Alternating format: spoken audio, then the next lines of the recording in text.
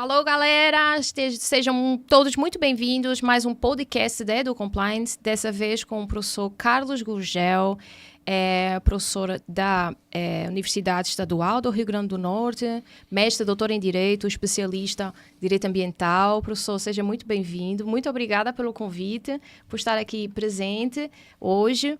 E eu queria, acho que, começar pelo começo. Me conta um pouquinho da sua trajetória, das suas ambições, como é que você começou, como é que veio parar aqui no ponto que eu acho que é o ponto mais focal, que será a nossa conversa com relação ao direito ambiental. Como é que surgiu todo esse planejamento na sua trajetória? Bom, eu comecei o meu interesse pelas questões ambientais ainda no curso de Geografia, né? Eu fiz Geografia na UFRN, aqui o curso de Geografia, entrei no ano de 95, né?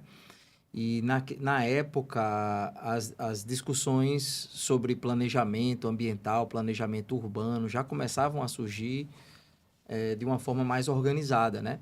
Então, eu tive o contato com a geografia urbana, com algumas questões sobre climatologia, e tudo isso me despertou muito interesse pela continuidade do meu trabalho, das minhas pesquisas no campo do direito.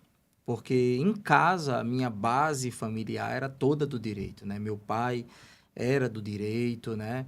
Meu pai foi juiz de direito, minha mãe procuradora de justiça no Ministério Público. Eu tenho uma irmã que é do Ministério Público também do estado da Paraíba, é promotora de justiça. Então, o ambiente era um ambiente do direito, né? Então, eu acabei entrando, fui atraído pelo direito e na experiência eu gostei, né? Eu tenho um irmão também que ele já não foi para o direito, ele é empresário no ramo da alimentação. Mas ele é o diferente, né? Porque o grupo maior da nossa família é todo do direito. Então, eu vim daí. Eu fui levado para o direito, gostei do direito e permaneço até hoje. Qual é que você entenda que seja a maior dificuldade hoje com relação especificamente ao direito ambiental?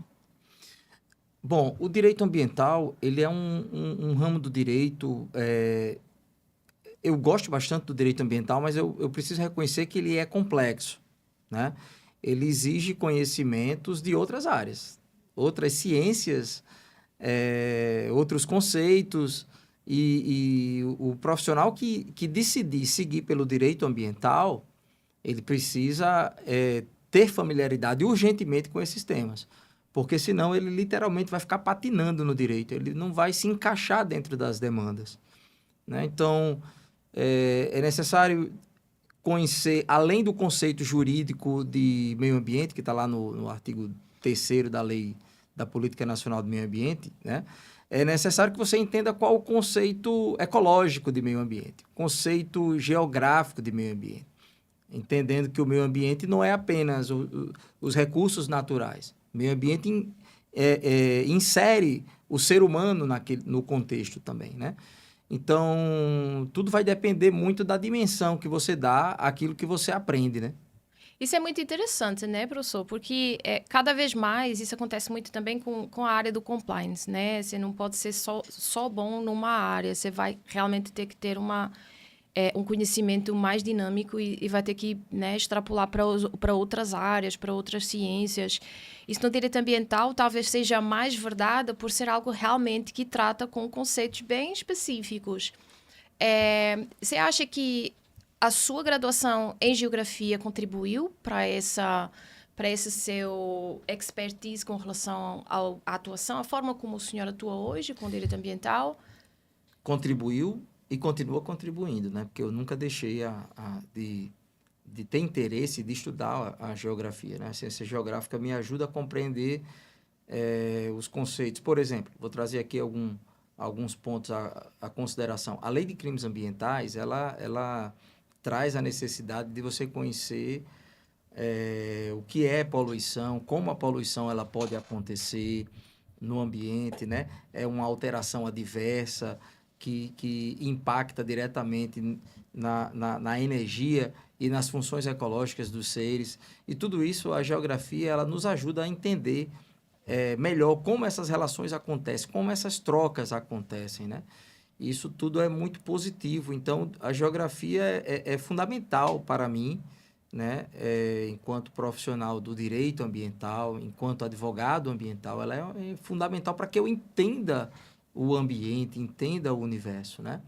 Que aí os conceitos que estão lá presentes, conceito de ecossistema, conceito de unidade de conservação, conceito de recursos hídricos, recursos florestais, estratos arbóreos, né? Me faz entender conceitos geomorfológicos relacionados ao relevo. Isso ajuda a entender algumas definições de áreas de preservação permanente. Enfim, uma série de fatores que a geografia ajuda muito. E por aí vai, né? Isso acontece com o próprio direito, assim, de uma forma geral. Você falou nos crimes ambientais, você precisa saber um pouco de direito penal, um pouco de direito público de uma forma geral também, né? Adentrar nas especificidades do direito ambiental, adentrar nas especificidades do meio ambiente propriamente dito. Então, assim, é realmente um conjunto de saberes que faz com que se possa, de repente, determinar que é um profissional qualificado, né? Do ponto de vista, pelo menos, substancial para atuar naquele setor. A sua atuação vai além da docência ou não que seja apenas só a docência, que é um pouco isso que a gente também escuta, que não é pouco, já é muito, mas ela fica apenas na docência, né, com essa ressalva que não é pouco, mas você tem outras atuações com relação ao ambiental. Eu, quando me tornei geógrafo, de fato, quando eu concluí o curso, né, eu me lancei numa empreitada juntamente com alguns colegas do curso de geografia e nós abrimos uma empresa de consultoria ambiental, né? Isso antes de ser advogado, antes de me tornar advogado, antes de me tornar professor. Eu comecei como consultor ambiental, né? Então, tive algumas experiências com alguns trabalhos interessantes, fizemos alguns estudos ambientais, relatórios de controle ambiental, relatório de impacto de vizinhança e outros estudos. E isso me fez ficar ainda mais interessado por essa temática, né? Então, depois dessa experiência na consultoria, eu passei a ter experiência coordenando um setor de um escritório, que tinha vários setores, de direito ambiental, um setor que tratava do direito ambiental, né? E aí passei a gostar mais ainda do direito ambiental. Aí só depois é que eu acabo entrando no ambiente universitário. Teve um período da minha vida que eu morei na cidade de Pau dos Ferros, no interior aqui do estado, acompanhando na época a minha esposa, nós tínhamos casado e ela tinha ido para lá como professora efetiva e a gente ficou um tempo lá na cidade de Pau dos Ferros, onde eu comecei a docência universitária, ensinando direito ambiental, direito administrativo, né, IDPP, instituições de direito público e privado, né? E aí aquele momento foi muito importante na minha carreira também, né? Porque a partir de então eu percebi que era exatamente o direito, era o espaço que eu gostaria de trilhar, né? Então, dali, eu ingressei na especialização, ingressei depois no mestrado, ingressei no doutorado, e isso já dentro da Universidade do Estado do Rio Grande do Norte. Comecei como substituto em Pau dos Ferros, depois eu fiz o concurso pré-efetivo, passei no concurso efetivo, e hoje sou professor da Universidade do Estado do Rio Grande do Norte. E desde mais ou menos 2008 que eu estou lecionando ininterruptamente a disciplina de Direito Ambiental. Né? Legal, isso já lhe dá uma propriedade grande, né? O direito, no seu caso, era um caminho que era inevitável, era a saída que estava faltando, né? Na sua trajetória. Exatamente. E acabou que caiu, não por acaso, foi uma semente que caiu num terreno fértil. Uhum. Né? Eu já tinha o interesse, eu já tinha o gosto pelas questões ambientais, desde a opção que eu fiz de cursar geografia, né? Porque a geografia ela nos dá uma base muito boa do ambiente de uma maneira geral. O ambiente natural, o ambiente social, o ambiente político, o ambiente econômico, né? E isso tudo é muito propício para o direito ambiental. Você acha que é valorizado o curso de geografia como deveria? O curso de geografia é um curso estratégico. Eu fiz uma pesquisa, eu tive uma curiosidade há uns 2 anos mais ou menos, de pesquisar como foi que surgiu o curso de geografia no Brasil. Na verdade, o curso de geografia era uma especialidade, não havia curso de geografia. Geografia era uma especialidade dentro da engenharia. Dentro do curso de engenharia havia uma habilitação em geografia. E no período por volta da Segunda Guerra Mundial, né? Na segunda metade do século XX, a geografia passa a se consolidar como com um arcabouço metodológico próprio, e isso ganha uma realidade no Brasil que acaba atraindo as discussões sobre a geografia crítica, né? E aí a geografia, que antes ela estava mais voltada para uma leitura física do ambiente, passou a ter uma leitura mais humana, o que não está errado, o que não foi uma perda de espaço. A perda de espaço é você isolar esses conhecimentos. É você isolar, por exemplo, o conhecimento humanístico, que é importante na geografia, do conhecimento da geografia física. Então, há uma certa dicotomia na geografia, de geografia física e humana, como se elas fossem campos contrários, adversos, e não são, eles são complementares, né? Então, ultimamente, eu tenho percebido um movimento que integra mais a geografia física com a geografia humana. E quando eu falo ultimamente, vou colocar a partir do ano 2000, né? Já no século XXI, aí os profissionais da geografia, eles estão...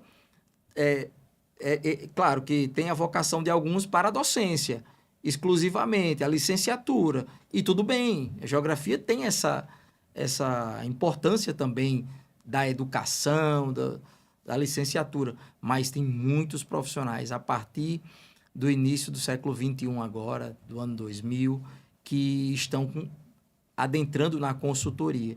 E aí a geografia tem se destacado ainda mais no mercado.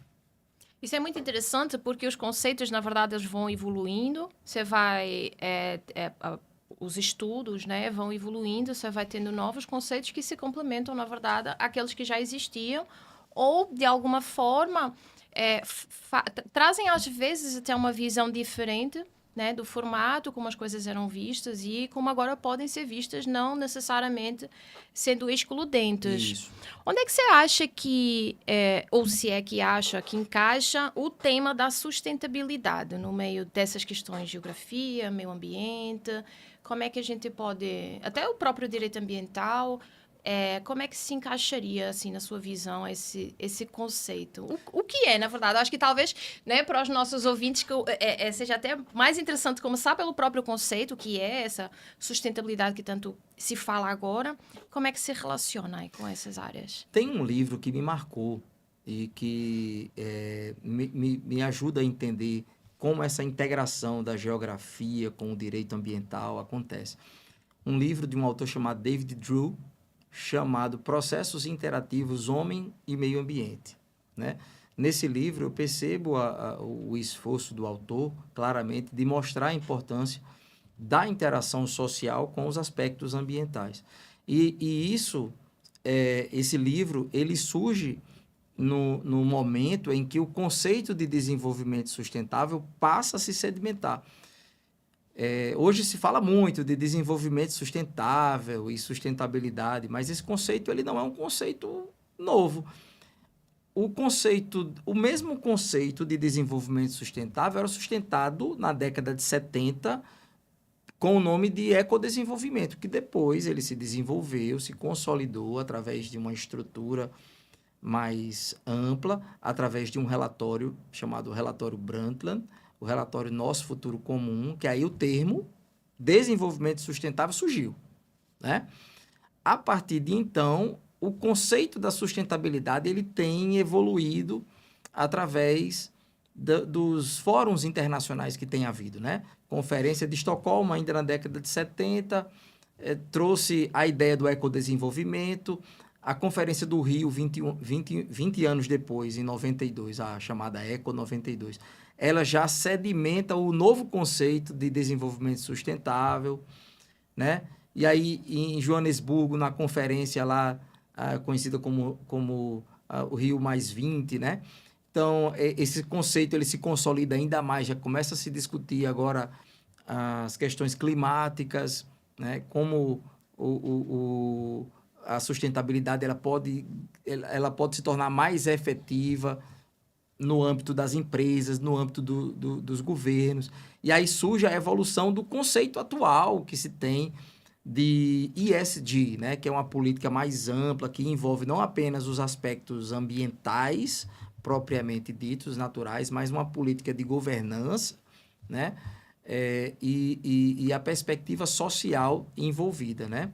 Então, a empresa, ela precisa ser desejada pelo mercado. Ela precisa ser desejada pelas pessoas. As pessoas têm que lutar por aquela empresa. Como é que as pessoas lutam por uma empresa? Quando elas compram a ideia da empresa, quando elas adquirem o conhecimento, a noção de que aquela empresa ela é importante para o mundo. Ela tem uma relevância para o mundo. Porque, além de proteger o meio ambiente, ela cuida dos seus colaboradores, ela intervém no ambiente social, ela traz algumas políticas internas com reflexo na sociedade e ela sabe para onde está caminhando, ela caminha rumo à sustentabilidade. Então, quem não quer uma empresa como essa? Isso é muito interessante, né? Porque até nos estudos de direito empresarial, e como é interessante que a conversa vai evoluindo e a gente vai voltando ao início, os conceitos, eles necessariamente vão se interligar. Porque desde que a gente estuda o conceito de empresa do ponto de vista econômico, a gente antigamente visava exclusivamente o lucro, e aí essa evolução, não retirando o lucro como o propósito da empresa, do empresário, mas no sentido de evolução e trazer também um propósito, né? Uma mensagem, um valor, uma utilidade que a sociedade entenda, né? Que pode lhe servir, que lhe pode ser útil. Então, esses conceitos é interessante e talvez o compliance, né? Se cruze aí nessa ponte, nesse momento em que nós falamos de valor, de propósito da empresa, a partir do momento que o compliance trabalha, pelo menos do ponto de vista da gestão de riscos e tenta mitigar, de repente, algumas situações que a gente consiga, né, antecipar, prever, travar.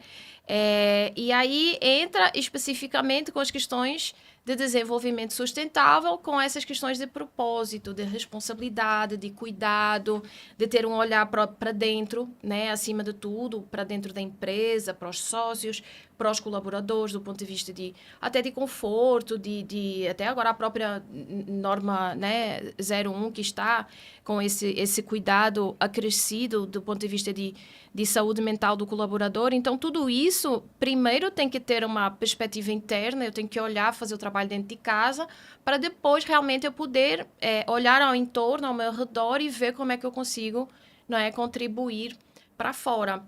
Então, você acha que dentro dessa visão, assim, desse casamento com relação à gestão das organizações, nessa perspectiva de agregar valor, além do lucro, você acha que faz sentido, de facto, falar em governança, em compliance, em sustentabilidade, em responsabilidade social? Você acha que faz sentido juntar, de facto, esses temas como potenciais agregadores de valor numa organização?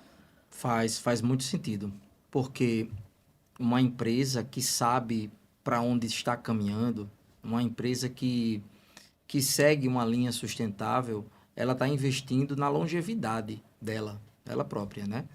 Porque uma empresa que age em conformidade com a legislação, eu não falo em blindagem total, porque é impossível ao ser humano alcançar a perfeição e sempre há riscos nos empreendimentos, mas você diminui drasticamente através de um trabalho bem feito de compliance, você reduz drasticamente os riscos que um determinado segmento, uma empresa de determinado segmento pode sofrer, né?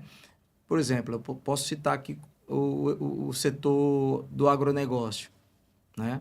Então, uma empresa que tem uma vasta área onde tem alguma atividade agrícola extensa em monocultura, necessita de todo um acompanhamento no que diz respeito ao cumprimento da legislação ambiental, o Código Florestal, a propriedade precisa estar regularizada, né? Aquela propriedade como um todo tem que ter uma área reservada a título de reserva legal, que precisa estar protegida, é inegociável, isso precisa ser cadastrado perante os órgãos ambientais. Existe um cadastro especificamente chamado Cadastro Ambiental Rural K, que vai especificar essa área, vai delimitar os seus limites, e é uma área que precisa estar protegida, né? É necessário também que, através dessa gestão ambiental particular, a empresa ela identifique as áreas de preservação permanente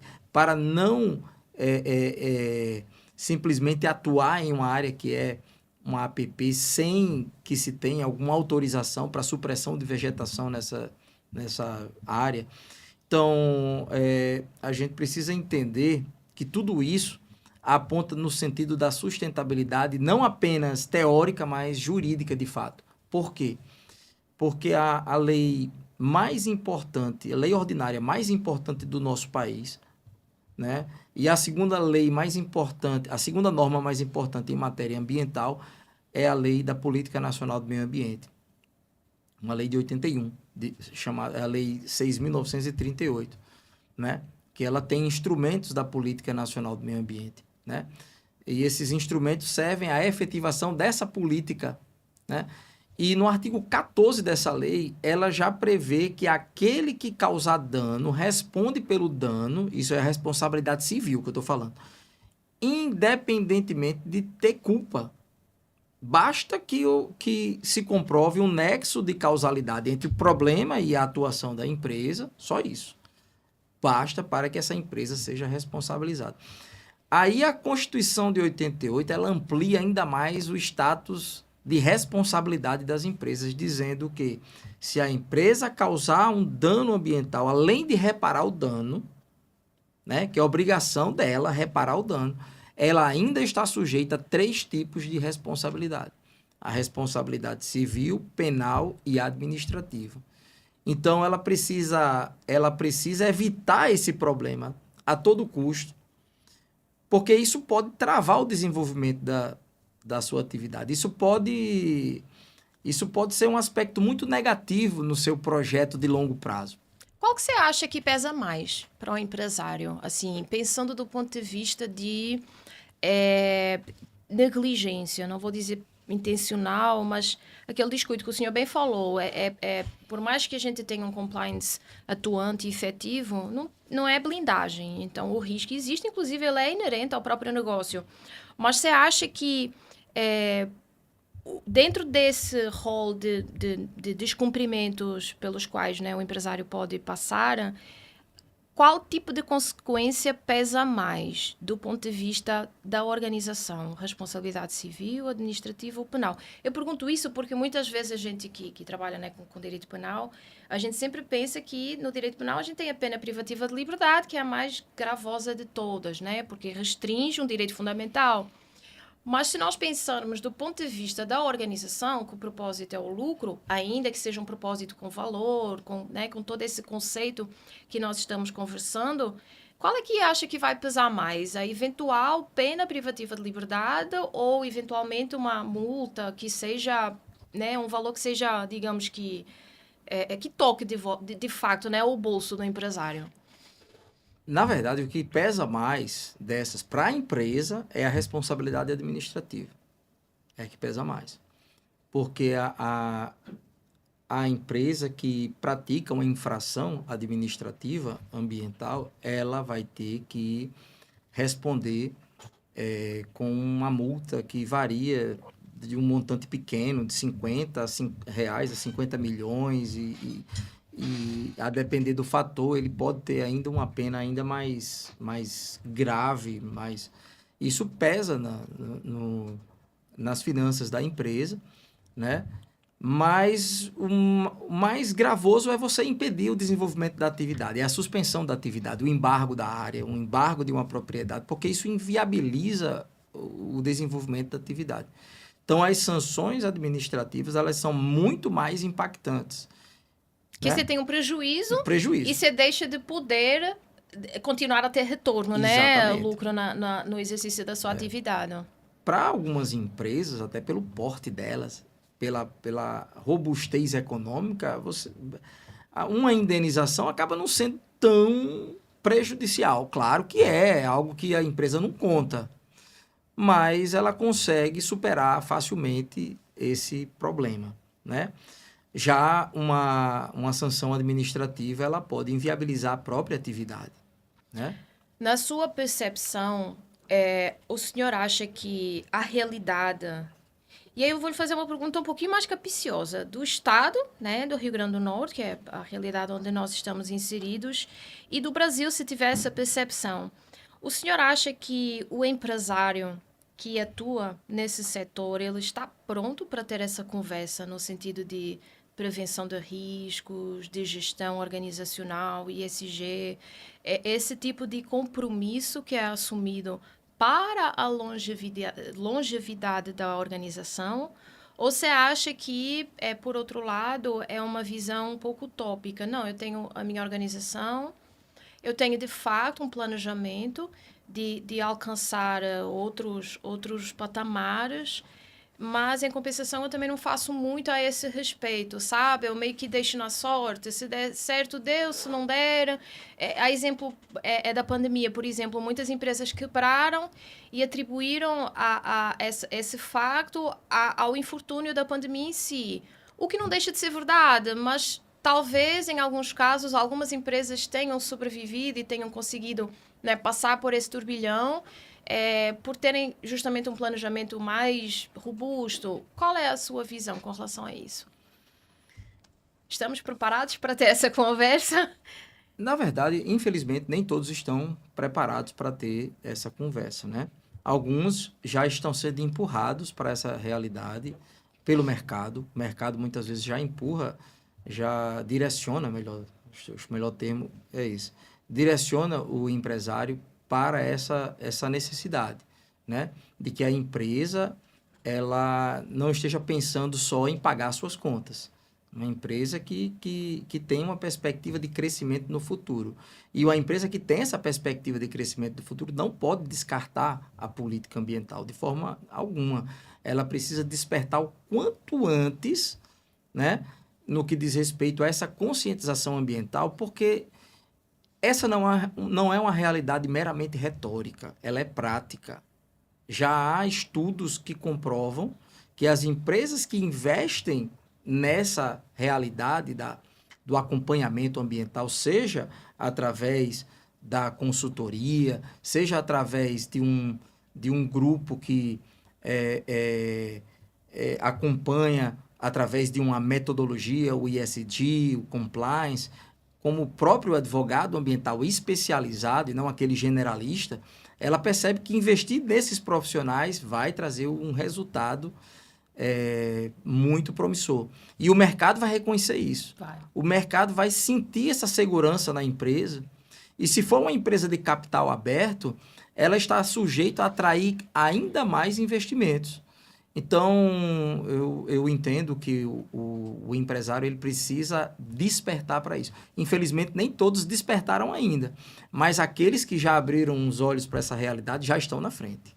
Eu concordo. O senhor falou aí da questão do mercado, né, direcionar, ele acaba se autorregulando, e nesse sentido nós percebemos que é de fato um dos direcionamentos pelos quais o compliance está passando. São poucas as situações em que uma organização é obrigada, de fato, a ter um programa estruturado. Uma empresa de capital aberto, por exemplo, seria, mas, de uma forma geral, a regra não é que tem a obrigatoriedade de um programa. Só que, em contrapartida, você chega a um determinado patamar em que o seu cliente ele começa a cobrar, ou o seu parceiro de negócios, o mercado começa a cobrar políticas de compliance, seja de implementação de gestão de riscos, seja de políticas internas, seja de até próprias questões de ESG que não estão diretamente relacionadas ao compliance, né? Mas acabam sendo incluídas também nesses relatórios de due diligence que fazem parte de um programa de compliance. Então, é muito aquela perspectiva. Eu tenho uma organização estruturada, eu trabalho, ou pelo menos eu faço o máximo que eu posso para prevenir riscos dentro de um determinado cenário que eu tento razoavelmente controlar, porque tem aquela margem de risco, né, que a gente sabe que faz parte, só que eu vou querer me relacionar com quem? Com qualquer empresa, eu vou querer ter qualquer cliente. Esses dias a gente teve essa conversa lá no escritório. A gente vai implementar uma política de due diligence. Ah, certo, para os nossos fornecedores. Não, para todo mundo. Como assim todo mundo? Colaborador também? Colaborador também. Eu preciso saber quem tem dentro de casa. É cliente também? Então eu vou correr o risco de recusar um cliente? Dependendo da circunstância, é melhor recusar um cliente do que arrumar um potencial problema que possa comprometer em vários aspectos, até seja reputacional, financeiro, enfim, jurídico, a nossa organização. Então, essas empresas que estão, digamos, desenvolvidas a esse ponto, seja por obrigação ou não, elas vão cobrar das outras. Então, uma das aberturas que nós temos, até como consultores, né, no serviço da EduCompliance, como consultoria de compliance mesmo, é justamente isso, nós estamos sendo cobrados. Então, o mercado vai começar a colocar-nos de lado porque nós não estamos seguindo, né, esse fluxo. E eu acho que essa é uma visão interessante, a autorregulação, né, e também... e às vezes esquecemos a relação que a sociedade faz parte do negócio também. E a sociedade, hoje em dia, ela cobra esses valores. E não porque eles sejam bonitos ou porque sejam temas que estão na moda. É porque, de fato, ela percebe e a gente desenvolveu o conceito de empresa num ponto de que ela tem que ter esse retorno, além do serviço ou do bem que ela está ofertando. Então, eu acho que essa ligação, que às vezes a gente esquece, que é todo um contexto de regras específicas do mercado. Então, assim, o cumprimento da lei, você não faz mais que a sua obrigação, porque a lei ela existe igual para todos, né, em tese. Então, quando você vai além desses requisitos, quando você pensa nessa perspectiva, quando você insere os valores, as vontades, as necessidades da coletividade, é quase como se fosse um casamento perfeito. E, de fato, você consegue ver isso em grandes empresas, tem até estudos sobre isso também, de como, de fato, agrega valor. Então, sim, a gente pode falar de uma perspectiva de propósito, mas esse propósito, ele agrega valor. Então, não deixa de tirar a lucratividade do primeiro plano. Ele só está trabalhando ela de uma forma mais sustentável, mais sólida, né? E, no final das contas, em tese, todo mundo ganha, né? Porque a sociedade, ela reclama também os selos, né? As certificações das organizações. Esse ponto que você falou é fundamental, porque nós precisamos entender que o mercado de consumo, ele é regulador, né? Ele tem uma importância vital na regulação.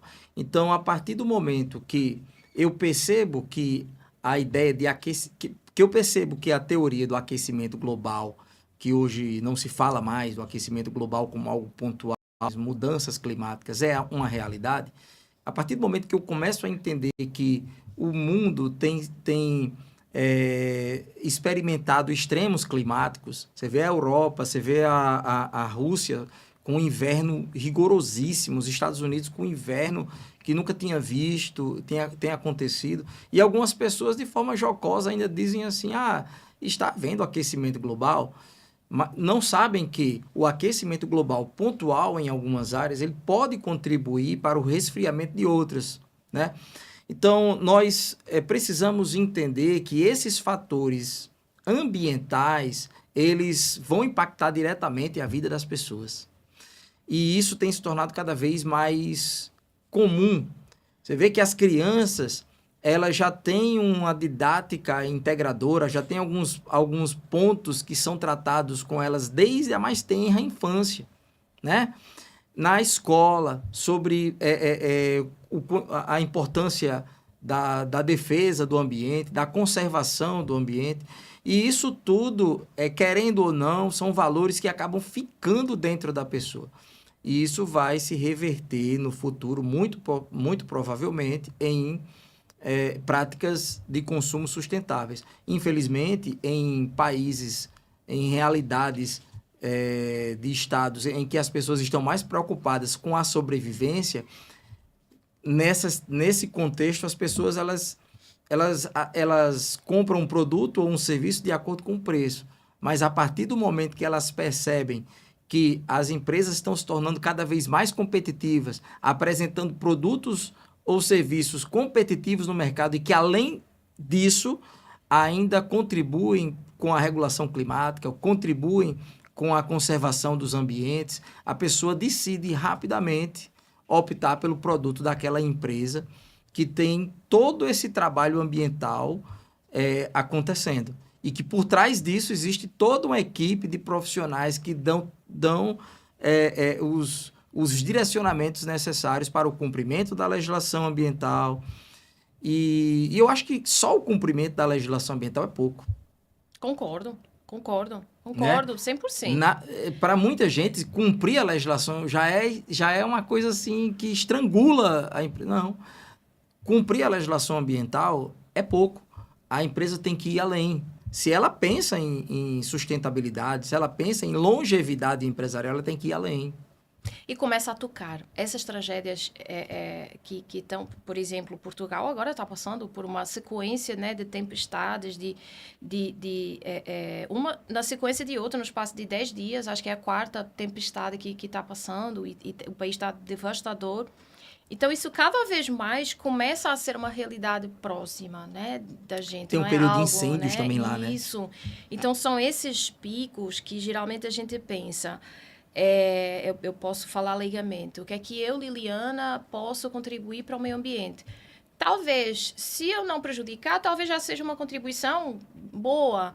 Mas do ponto de vista da empresa, a visão que eu tenho é que a organização ela tem muito mais peso, ou para contribuir ou para prejudicar. Então, se as organizações de fato se unirem com esse propósito, que é um propósito que não vai, digamos, mudar a realidade que nós temos hoje, mas talvez atenua a realidade dos próximos anos, do ponto de vista, né, do meio ambiente. E é engraçado, você estava falando do ensino, né, do aprendizado da infância, e a gente tem aquela percepção, eu tive essa reflexão esses dias, faço o desenho da natureza. Então, você desenha uma árvore, uma flor, um passarinho, um cachorro... E aí se desenha, hoje em dia, uma árvore, o sol, a planta, o cachorro e o ser humano. O ser humano faz parte também. Então, por que a gente se exclui de um mundo, de um universo que é a nossa casa? Né? Então, assim, isso é interessante porque casa muito também com o propósito do compliance no sentido de longevidade, de segurança, de estabilidade... né, de propósito que seja algo muito maior que eu, que o professor, que a organização pela qual a gente trabalha, é algo que realmente une os seres humanos de uma forma genuína. Naturalmente que as realidades, né, o contexto econômico, os países, eles vão ditar as prioridades, né, que vão ser debatidas naquele momento, mas acho que realmente o meio ambiente é um tema comum a todos nós. Dentro desse tema, assim, e a gente estava até falando aqui nos bastidores, sustentabilidade não é colocar energia solar, não é fazer reciclagem. Talvez, assim, para dar até uma pegada mais educativa mesmo, para quem nos está escutando, como é que nós, do ponto de vista de pessoa física e também como organização, estrategicamente podemos contribuir de fato? Porque, por exemplo, eu sei que existem até aplicativos que calculam o quanto que nós gastamos, né? Assim, não que seja um termo correto falar dessa forma, mas o quanto é que nós estamos impactando no meio ambiente. Então, o quanto é que nós temos que retribuir? Como é que seria essa retribuição? A partir do momento que, como você falou há pouco tempo, a partir do momento que você tem esse controle interno de que é importante não prejudicar o ambiente, né? De não de fazer o mínimo pela defesa do ambiente, não poluindo, não jogando lixo no local errado, né? Sendo um cidadão mais responsável, um cidadão que participa das grandes discussões públicas em matéria ambiental, alguém que se interessa por participar das discussões, por exemplo, de um plano diretor, de um código de meio ambiente do seu município, né? A partir do momento que você começa a se interessar pelas questões ambientais, você não está fazendo pouco, não. Você está começando a fazer. Participando de fato Você está ativamente, participando né? ativamente. E isso E a sociedade tem essa, né, Sim, essa faculdade. tem sim. Porque, olha, eu lembro que quando eu era na minha infância, era comum, a minha avó às vezes dizia assim, menino, isso não presta não, eu falo na linguagem nordestina, isso não presta não, rebole no mato, jogue no mato.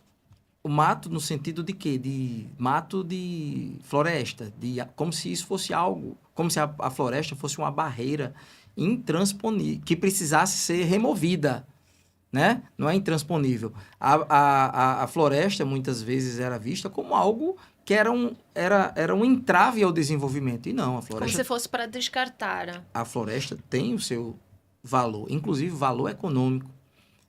Se as florestas estivessem sendo geridas da forma econômica e sustentável corretas, nós exploraríamos o ambiente sem derrubar uma árvore. É legal o que você está falando, porque corrobora com a ideia de lucro e sustentabilidade. Exatamente. Que não são ideias opostas. Não, pelo contrário, são conceitos que, se forem complementados da forma correta, são de fato, a gente consegue tirar o melhor de cada um deles. Exemplo prático, na legislação ambiental brasileira, a instituição de uma unidade de conservação chamada reserva extrativista, né? Aqui mesmo no estado do Rio Grande do Norte, ali na região central, tem uma área de domínio de carnaúbas. A carnaúba, aquela palmeira, é um dos símbolos, inclusive está na bandeira do estado do Rio Grande do Norte, é um dos símbolos do nosso estado, e há uma extração da cera da carnaúba, né? É algo já cultural, faz parte da cultura daquela região, né? E você não precisa cortar pela raiz a planta para você recolher as folhas da carnaúba e você extrair a cera da carnaúba, né? Você só não pode, obviamente, matar a planta pelo olho, né? O olho da planta ou derrubar pela raiz. Existem técnicas para um manejo sustentável dessa floresta. E dessa forma você extrai utilidade econômica de uma floresta, de uma área florestal natural, sem derrubá-la, sem necessariamente ter que causar um impacto direto no ambiente, né? Aniquilando a vida do ambiente. Destruindo toda a cadeia trófica de alimentação que há no local, sem destruir as funções ecológicas de cada espécie, de cada ecossistema. A gente precisa entender que o conceito de meio ambiente, que é o conceito legal, diz que meio ambiente é o conjunto de leis, influências e energias que permite, abriga e rege a vida em todas as suas formas. Essa é uma ideia de um sistema vivo, de um sistema de trocas, melhor falando. Eu não sou adepto da teoria da Terra como organismo vivo, como se fosse um único organismo, a teoria chamada hipótese de Gaia do James Lovelock, né? Eu entendo que nós somos um espaço geográfico dotado de elementos vivos que são interdependentes e que dependem de um relacionamento equilibrado e que é fundamental para que a vida ela possa ocorrer. Até porque existem as cadeias de alimentação na natureza. Então, quando você respeita esse limite do ambiente, mantendo a sua capacidade de se manter viva, de se manter num status de reprodução, e mesmo assim você consegue extrair do ambiente as utilidades que você precisa, esse eu entendo que é o momento mais próximo que nós podemos chegar do conceito de desenvolvimento sustentável. Mas, assim, a ideia do desenvolvimento sustentável em si, que a gente persegue, que a gente quer alcançar, ela, de fato, se você parar para pensar, você vai ver que ela é utópica, porque não há sustentabilidade total. O ser humano, ele, inclusive, você pode... Um exemplo, para que quem está nos ouvindo, está nos assistindo, possa entender. O petróleo. Você pode explorar o petróleo de uma forma racional e isso não vai impedir que o petróleo acabe um dia, mas você vai estender no tempo a disponibilidade daquele recurso. E como é que você faz isso? No momento que você passa a integrar na matriz energética outras fontes de energia sustentável. Mas, em algum momento, aquele recurso que foi formado ao longo de milhões de anos, de acordo com condições de pressão e temperatura, ele vai se exaurir. E ele vai precisar de milhões de anos para se formar novamente. Então, do ponto de vista sustentável, a sustentabilidade é só prolongar o uso daquele recurso no tempo. Então, nesse sentido, a sustentabilidade acaba sendo algo utópico, mas não quer dizer que a gente não deva alcançar a sustentabilidade. O ser humano ele precisa se esforçar ao máximo para que a sustentabilidade seja uma realidade. Perfeito. E é responsabilidade e obrigação de todos nós, né? É muito, muito legal você ter feito esse comentário, porque muitas vezes me parece que é quase como se fosse essa desculpa. Eu não vou conseguir, de facto, repor o meio ambiente, eu não vou conseguir, de facto, colocar o meio ambiente da forma como estão almejando. Então, não preciso nem me preocupar. E eu percebo, às vezes, que é um pouco essa visão, e a sensação que eu tenho é o seguinte: essa forma de reutilização da matéria-prima, dos recursos que são finitos, ela nem sempre é mais trabalhosa, a forma como eles podem ser trabalhados, mas talvez me parece que saber como funciona o processo para que eles possam ser reaproveitados, talvez seja aquele passo a mais que nem todos estejam dispostos a dar. O que é que eu quero dizer com isso? É mais simples para mim ver aqui um copo com água e tomar a água do que tentar perceber que essa água, se eu tomar, vai acabar. Então, de repente, eu posso pegar uma caneca, enfim, fazer um outro processo que não simplesmente pegar no copo e tomar a água, de forma que eu possa reutilizar essa matéria-prima. Então, esse a mais, esse passo... E isso eu percebo, às vezes, até na execução do compliance dentro das organizações. Como é que a gente funciona num primeiro momento? Vai ter que reorganizar a casa, vai ter que reorganizar processos. Às vezes, no final, o resultado é mais eficiente, é mais fácil, é mais simples, é mais prático e até retira trabalho dos colaboradores. Mas para chegar a essa etapa, a gente vai precisar de dar um pouquinho mais de cada um de nós para chegar a esse momento de maior eficiência. Então, me parece que, às vezes, a sensação é essa. Para que eu vou ter tanto trabalho se é algo que não tem mesmo retorno, sabe? Eu não sei se essa percepção está certa ou errada. Eu acredito que as coisas mudaram, até porque a gente estava comentando também a questão dos objetivos de desenvolvimento sustentável. Eles também trabalham isso, não só, né, mas um dos aspectos fortes é justamente esse. E eu acho que mal não faz a gente falar nesses temas que são relevantes, são importantes, e a gente realmente precisa de criar esses alertas. E será que a gente perdeu no tempo aquelas ideias que a gente sabia quando era criança, de não jogar papel fora, de desligar a torneira quando escova o dente, quando toma o banho? Será que a gente desaprendeu em algum momento da nossa vida para que as coisas estejam piorando, agravando? Ou... O impacto de um simples gesto como desligar a torneira, de você não jogar o lixo na rua, Tem algumas pessoas que estão assim, acham que é a coisa mais natural, você abrir uma balinha e jogar o plástico fora. Não é isso que vai fazer a diferença, né? Mas isso, imagine o impacto, porque isso é o impacto causado por uma pessoa, você olha assim, talvez não seja tanto, mas se você for analisar de uma maneira sinérgica, levando em consideração que na cidade de Natal, por exemplo, tem 700 mil pessoas com comportamentos parecidos. Isso causa um grande impacto ambiental.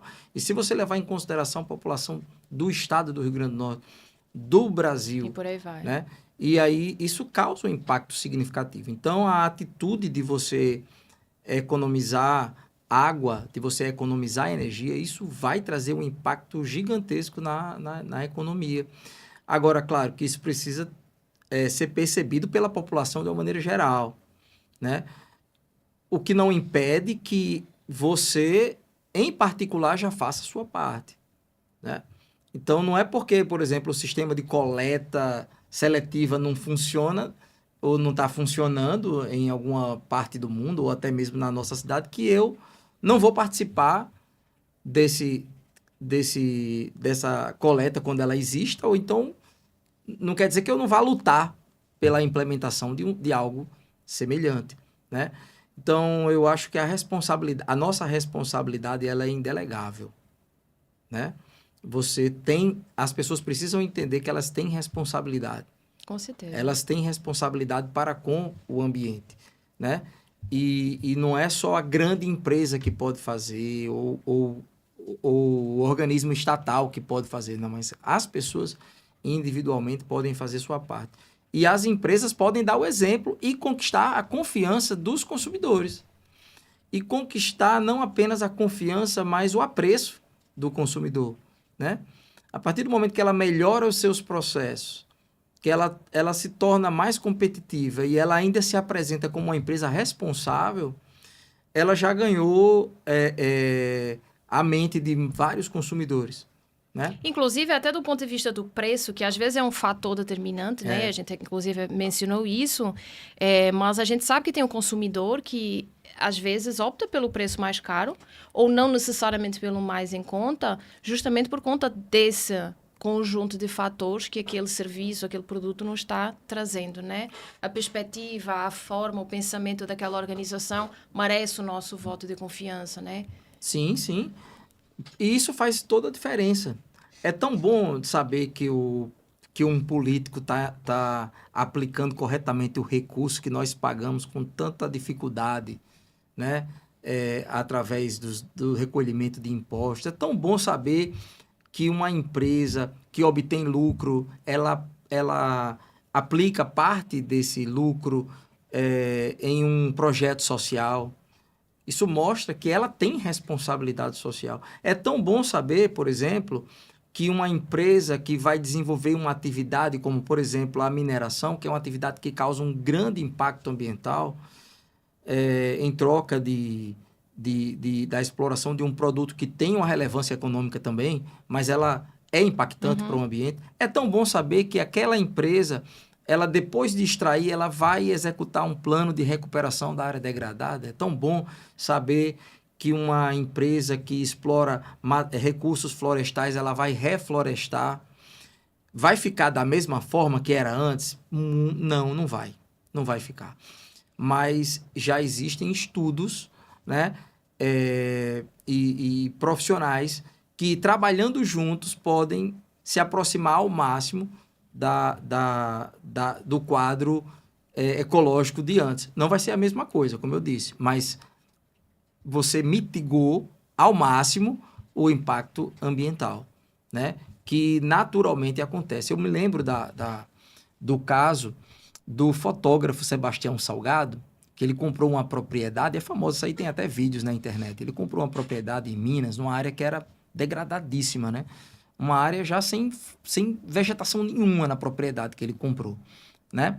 E eu lembro, num vídeo que eu assisti, que ele falava que na infância dele a área tinha vegetação, mas depois a área ela foi totalmente destruída, desmatada para o plantio da cultura do café. E ele comprou aquela propriedade lá, e ele e ele implementou um projeto de reflorestamento, né? E algumas pessoas achavam assim que esquisito. Não vai dar certo. Isso não vai dar certo. E aí, depois de vários anos, de décadas, a propriedade floresceu. E eu vi uma imagem, vocês podem achar facilmente na internet, de como era a propriedade antes e depois. E você vê que uma pessoa, né, com a vontade de restaurar o ambiente, conseguiu. Obviamente não vai estar do mesmo jeito, da mesma forma, mas é uma grande contribuição. Imagine aí o sequestro de carbono que aquela propriedade não faz, né? E isso pode se tornar, isso aí é o papo já para uma outra conversa, isso já poderia se tornar em um ativo ambiental. Então, as empresas, elas podem pensar nisso também. Por que não adotar uma política de reflorestamento e, com o acompanhamento correto, transformar isso em um ativo ambiental? Olha aí. Né? Sabe o que eu acho? Eu estava pensando aqui, enquanto você estava falando, e é curioso como os países... Eu tive um momento da minha vida que eu fiz voluntariado em Timor-Leste, que é um país incrivelmente pobre, nos interiores, não foi nem na capital. E a gente tinha realmente energia, ela era... e porque a gente estava eu estava num convento de uma irmandade que tinha uma condição, eu diria que relativamente próxima às condições que nós temos aqui no mundo desenvolvido. Mas a água era racionada, a energia era racionada, a comida era racionada, tudo era racionado. E é interessante que nesses lugares onde, de facto, os recursos são mais escassos, você não tem acesso também, naturalmente, a desenvolvimento, a questões de estudos e tudo mais, mas eles não é que não falem no tema sustentabilidade, porque não têm, de repente, uma estrutura que permita isso, mas eles é como se eles não sentissem falta, eles não reclamam, porque eles não têm água, eles não reclamam porque eles não têm energia à noite, não precisam, eles vivem e se adaptam ao mundo que eles têm acesso. E, em contrapartida, a gente vê outros lugares em que temos água em abundância, energia em abundância, tudo em abundância, e que, em vez de termos esse cuidado, a gente acaba, é quase como se entrasse naquele ciclo de, já que tem muito, a gente vai deixar fluir, e porque os recursos é como se tivessem a impressão de que são infinitos. Uhum. Você está percebendo como é o contrassenso, né, dessas duas realidades? O quanto que a gente consegue fazer, por exemplo, com um copo de água. Às vezes falha, né, a água nos bairros, né, por aqui também isso acontece. E a gente tem que racionar, você tem que encher o balde de água, o copinho para escovar o dente. Então, talvez a gente não precise chegar a esse extremo no dia a dia, mas, de repente, colocar essa ponderação nas pessoas de que, de fato, são recursos que a gente precisa cuidar. E a gente tinha esse discurso quando éramos crianças. As crianças de hoje nos ensinam, né, novamente esses valores. Não acho que a gente tenha perdido assim, esses bons valores ao longo da idade, mas eu acho que a gente acaba priorizando outras coisas, né, na vida que é normal. Mas eu acho que vale essa reflexão, não é? De vale quem muito. Tem tanto, de quem tem tão pouco. E realmente, assim, você não consegue... por exemplo, se me perguntasse a opinião, qual é o povo mais feliz? Não, depende, porque a realidade deles, eles não reclamam. Eles não conhecem outra, entendeu? Aí a gente vai dizer, não, nós somos muito mais felizes porque a gente tem tudo. Depende. Porque às vezes você tem tudo e você quer mais ainda. Então, é quase como se fosse o ser humano, ele é insaciável. Então, a gente acaba entrando num ciclo vicioso de que quase não tem retorno. Então, é muito bonito, assim, esse discurso que você faz. E também entrando aqui já para os finais, né? Que a gente daqui a pouco termina. Mas eu acho que é importante deixar clara essa mensagem de que as organizações têm um papel relevante. Mas nós, do ponto de vista individual, até pela educação que a gente oferece a quem está sobre os nossos cuidados, até pela educação que nós participamos e compartilhamos em condomínios, por exemplo, como se fossem grandes empresas com esse propósito, né, de sustentabilidade, desenvolvimento, e, acima de tudo, como seres humanos que fazem parte de um planeta que é nosso, entre aspas, entre muitas aspas, né, mas é a nossa casa e a gente precisa preservá-la até porque a gente preserva a nossa. Então, acho que vale, de facto, essa ponderação do que é que cada um de nós pode fazer e, de repente, implementar ou sugerir, pelo menos, ideias nas organizações onde a gente participa. Então, isso geralmente é uma prática que funciona muito com as políticas de compliance. Então, a gente traz a organização para nós, a gente traz um entorno da sociedade para entender as necessidades e para ver soluções, porque a gente não tem a visão de tudo. E, às vezes, eles trazem-nos o problema, mas também nos trazem, olha, de repente, se vocês fizessem uma coleta assim, ou se trabalhassem desse formato, ou se fizessem esses ajustes, tinha um impacto legal. Então, acho que trazer essa responsabilidade de cada um de nós, dentro dos grupos, né, sociais onde a gente faz parte, é algo relevante e talvez seria assim, a minha mensagem, ainda que tenham sido palavras suas, final, assim, para realmente as pessoas pensarem, colocarem um pouquinho a mão na consciência e perceberem que é um tema que é utopia no sentido dessa reposição, né, de que a gente conversou, mas não é utopia no sentido de que cada um tem a sua contribuição, o seu peso de relevância. Sem dúvida. E aí eu queria, assim, caminhar já para o final, que o senhor me dissesse, assim, uma mensagem final que queira deixar, um comentário, algo relevante, assim, com base no tanto de tema, né, que a gente já falou, daria para ficar aqui bem mais tempo.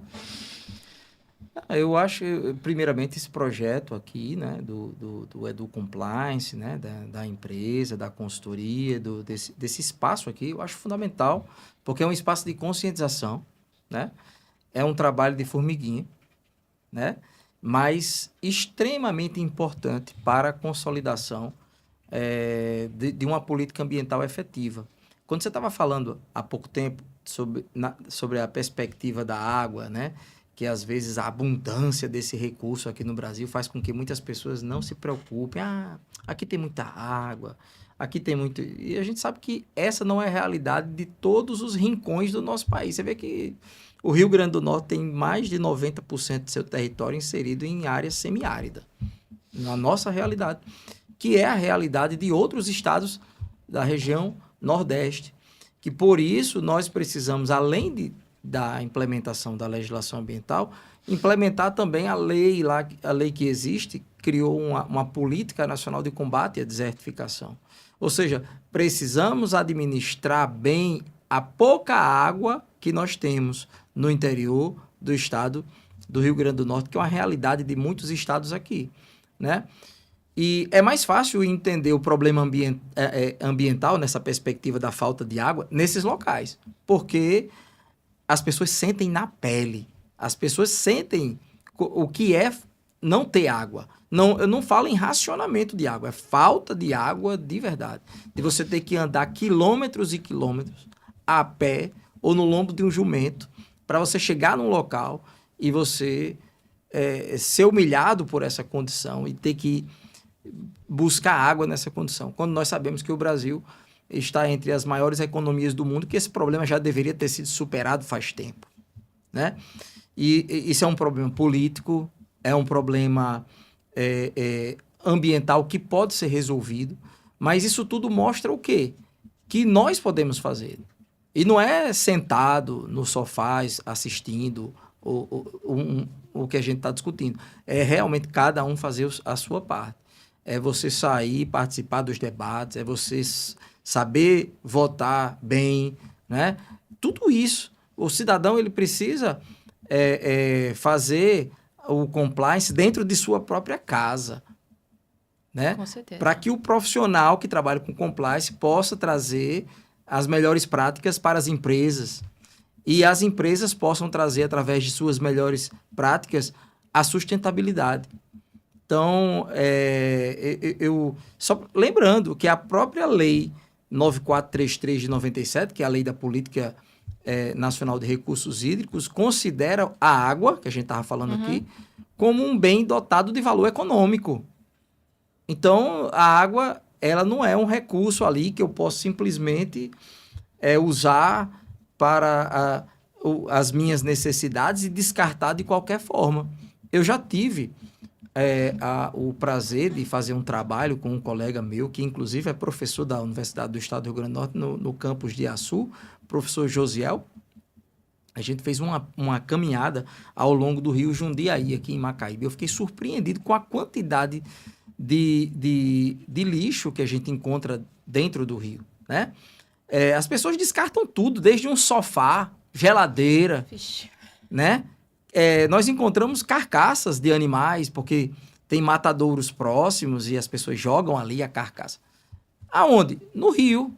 Esse mesmo rio, a depender do ano, a depender da estação chuvosa, o volume de água naquele sistema pode ser maior e se causar inundações. E esse lixo que as pessoas jogam, ele pode simplesmente se depositar em cima das casas, como acontece. Eu estou falando aqui, não é uma metáfora, não. Acontece. Essa é a realidade. Que acontece enchentes em algumas áreas, e aí a água, depois, quando ela baixa, está ali. Todo aquele lixo que as pessoas jogaram está ali, por cima das suas cabeças. Então, é um problema de planejamento urbano? É um problema de gestão pública ambiental? Mas as pessoas também têm responsabilidade. E eu espero que elas possam se conscientizar disso. E eu espero também que as empresas entendam o seu papel no mundo. É isso, eu agradeço o espaço, foi muito bom o nosso bate-papo. Eu acho que a gente poderia aqui ficar falando outros temas, mas é isso. Muito obrigada. A gente que agradece, professor. Foi um prazer. São temas realmente muito importantes e justamente o nosso propósito é esse. Educação em compliance, mas o propósito é a educação. A educação desses temas que nós entendemos como relevantes e nós entendemos que a educação é apenas um meio de comunicação, um meio de transporte, um meio de fazer chegar, né, a informação às pessoas, seja através da sala de aula, seja através dos livros. A gente nem comentou os livros, o senhor já tem 2, salvo engano, né? Só livro específico, tem Sim. um bocado de artigo, tem um bocado de trabalho já sobre essa área. É importante a gente, né, façam o vosso trabalho de casa, pesquisem. Eu encontrei artigos e trabalhos muito, muito, muito interessantes. E eu acho que é isso, assim, dar essa visão, e cada um tem a nossa... A gente, independentemente de sermos professores, nós temos voz, então nós podemos educar de alguma forma, seja em sala de aula, através de um podcast, através de uma entrevista, através de uma conversa com um amigo no café. Então, acho que esses bons temas, eles de facto existem, têm que ser compartilhados. Muito obrigada pelo bate-papo, foi incrível. São temas realmente que eu espero que tenham gostado da temática, espero que tenha alertado e conscientizado de alguma forma, né? Cada um de nós, um pouquinho, a mim com certeza vai ter um impacto lá em casa, né? O professor também comentou, o compliance começa dentro de casa, é uma das gírias, inclusive, que nós temos também. Não tem como eu cobrar do outro se eu não faço do jeito certo. E às vezes fazer do jeito certo é só fazer do jeito simples, do jeito que seja realmente sustentável do ponto de vista de uma comunidade ao qual a gente está inserido. E é isso, espero que vocês tenham gostado. Comentem aqui o nosso podcast, compartilhem e a gente se encontra no nosso próximo episódio. Muito obrigada.